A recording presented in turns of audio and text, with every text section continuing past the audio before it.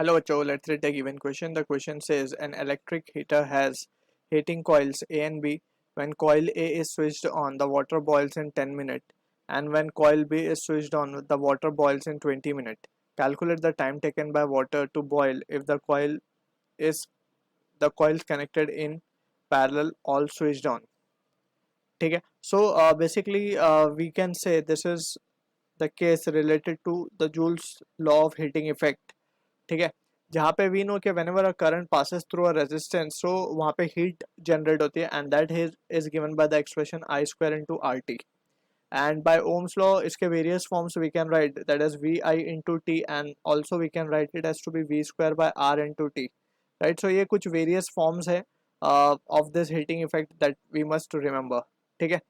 अब from the situation given we can say कि हमारे पास तीन सिचुएशन है. First is the coil, let's say R A coil है and it is been connected to some source of battery जो कि हीट सप्लाई कर रही है या फिर जो कि करंट पास हो रहा है जिसकी वजह से, एंड मान लेते हैं कि उसका जो पोटेंशियल डिफरेंस क्रिएट कर रही है वी है वो, एंड यहाँ पे जो है वो है R B and it is connected to the same source. यहाँ पे आप सोर्स के बारे में कुछ बोला नहीं है, तो we are considering the source to be the same, right.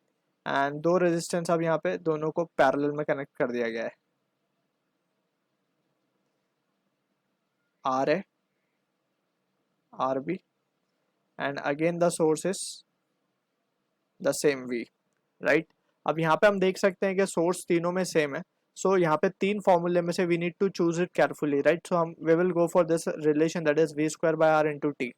अब यहाँ से we can see since V square is same and also we can say जो हीट सप्लाई हो रही है दैट इज हमें क्या कैलकुलेट करना है कि heat required to boil the water. तीनों ही केस में heat required to boil the water है, right. So let suppose heat required is H over here, so यहाँ पे भी एच लगेगी, यहाँ पे भी एच लगेगी, heat required will be the same.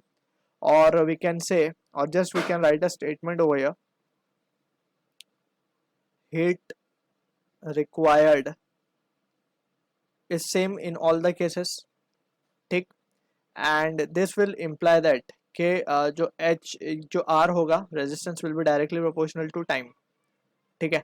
and from this only we will try to easily answer the given question. अब यहाँ पे we can see कि जब दोनों ही parallel में connected होंगे, so we know for a parallel connection हम equivalent resistance कैसा निकालते हैं, 1 over r equivalent will be equals to 1 by r1 plus 1 by r2, and this will imply that r equivalent का जो फॉर्मूला आएगा हमारे पास वो आएगा r1 r2 upon r1 plus r2.